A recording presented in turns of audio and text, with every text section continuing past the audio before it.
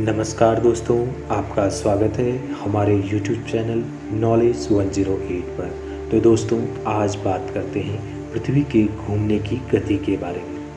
आखिर पृथ्वी के घूमने की गति घटने या बढ़ने का मतलब क्या है? वैज्ञानिकों ने पृथ्वी के घूमने की गति में कितनी कमी दर्ज की है?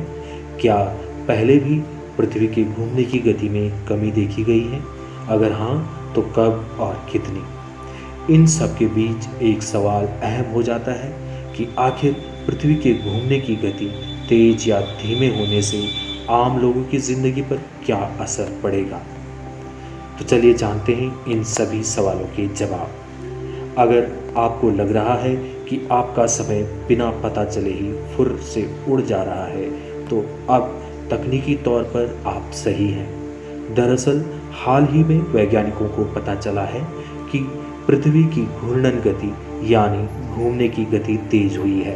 कुछ शोधकर्ता इसे बेहद कौतूहल से देख रहे हैं, वहीं कुछ वैज्ञानिकों ने इसे लेकर जरूरी जानकारी भी जारी की है। पृथ्वी के घूमने की गति घटने या बढ़ने का मतलब क्या है? सौरमंडल में पृथ्वी सूर्य के चक्कर लगाने के साथ साथ अपनी धुरी पर भी घूमती है, यानी कि अपने एक्सिस पर भी घूमती है। अपनी धुरी पर घूमते हुए पृथ्वी का एक चक्कर 24 घंटे में पूरा हो जाता है। हालांकि इस साल 29 जून को पृथ्वी पर एक दिन 24 घंटे से कम का हो गया है, यानी पृथ्वी के घूमने की गति अचानक से तेज हुई है। पृथ्वी के घूमने की गति का क्या असर है? पृथ्वी की घूर्णन गति तेज होने की वजह से 29 जून को पूरे दिन में 1.59 मिलीसेकंड की कमी दर्ज की गई है। कहने को तो 24 घंटे के मुकाबले यह कमी ना के बराबर है, लेकिन मानव जीवन में इसका असर काफ़ी ज़्यादा है। दरअसल पृथ्वी के एक पूरे चक्कर में सूर्योदय और सूर्यास्त की पूरी अवधि प्रभावित होती है। एक लंबे समय के लिए यह बड़े बदलाव इंसानों के साथ आसपास के पर्यावरण को प्रभावित करने वाले साबित हो सकते हैं। क्या पहले कभी भी पृथ्वी के घूमने की गति में बदलाव देखा गया है? जी हाँ, पृथ्वी की घूर्णन गति का बढ़ना अपने आप में एक चौंकाने वाली बात है, क्योंकि पृथ्वी की शुरुआती वर्षों में इसके घूमने की स्पीड लगातार घट रही है। 3.5 अरब साल पहले जब पृथ्वी पर जीवन की शुरुआत हुई, तब एक दिन करीब 12 घंटे का होता था। हालांकि 2.5 अरब साल पहले जब पेड़ पौधों में प्रकाश संश्लेषण फोटोसिंथेसिस शुरू हुआ, तब पृथ्वी से घूमने की गति और धीमी हो गई और एक दिन करीब 18 घंटे का होने लगा। 1.7 अरब साल पहले यूकार्योटिक सेल्स की खोज के वक्त पृथ्वी की घूर्णन गति और धीमी हुई है और एक दिन लगभग 21 घंटा लंबा हो गया। बीती सदियों में पृथ्वी की रोटेशन स्पीड इतनी कम हो चुकी है कि यह ग्रह 24 घंटे में एक चक्कर पूरा करने लगा है। हर साल पृथ्वी पर एक दिन सेकंड के 74,000वें हिस्से तक लंबा हुआ है। इससे उजाले और रात का वक्त औसतन 12-12 घंटे तक लंबा हुआ है। इसका असर इंसानी जीवन के साथ साथ जानवरों, पेड़ पौधों और समग्र रूप से पूरी प्रकृति पर पड़ा है। हालांकि बीते कुछ दशकों की बात की जाए तो पृथ्वी के घूमने की गति में बड़े बदलाव देखे गए हैं और यह धीरे धीरे तेज हो रही है। 2020 में वैज्ञानिकों ने बीते 50 वर्षों के 28 सबसे छोटे दिन दर्ज किए। इनमें सबसे छोटा दिन 19 जुलाई 2020 को दर्ज किया गया। यह दिन 24 घंटे यानी 86,400 सेकंड से 1.47 मिलीसेकंड छोटा था। वहीं पिछले साल 26 जुलाई को भी एक दिन 1.5 मिलीसेकंड छोटा रहा। 29 जून का दिन इस लिहाज से और छोटा रिकॉर्ड हुआ है। यह पूरी तरह साफ नहीं है कि पृथ्वी के इतिहास में घूर्णन गति में जो बदलाव दर्ज किए गए हैं, इनकी वजह क्या रही। हालांकि इसके लिए कुछ प्रभावों को जिम्मेदार माना जाता है। विशेषज्ञों के मुताबिक अल नीनो के दौरान चलने वाली तेज़ हवाएं पृथ्वी के घूमने की दिशा के उल्टी चलती हैं और इसलिए वे ग्रह की घूर्णन गति को धीमा कर सकती हैं। वहीं भूकंपों से भी पृथ्वी के कोर पर असर पड़ता है और यह पृथ्वी की घूर्णन गति को प्रभावित करता है। हालांकि बीते दशकों में दिनों के छोटे होने की वजह जो सामने आई है, उसके मुताबिक पृथ्वी पूरी तरह गोल नहीं है, बल्कि भूमध्य रेखाओं पर यह उभरी हुई है और ध्रुवों पर यह दबी हुई है।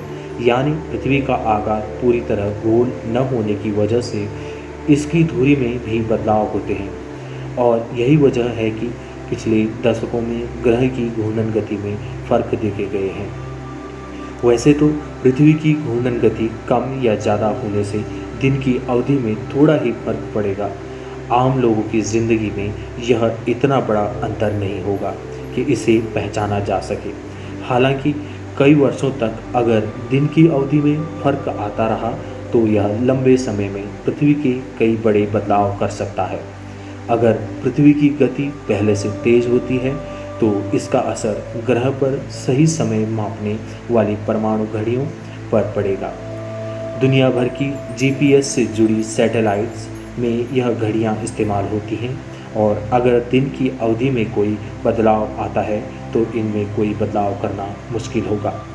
इसका असर यह होगा कि अगर पृथ्वी ज़्यादा तेज़ी से घूमती है तो इसकी जगह मौजूद एक व्यक्ति की लोकेशन सैटेलाइट से कुछ सेकंड दूरी से ट्रांसमिट होगी।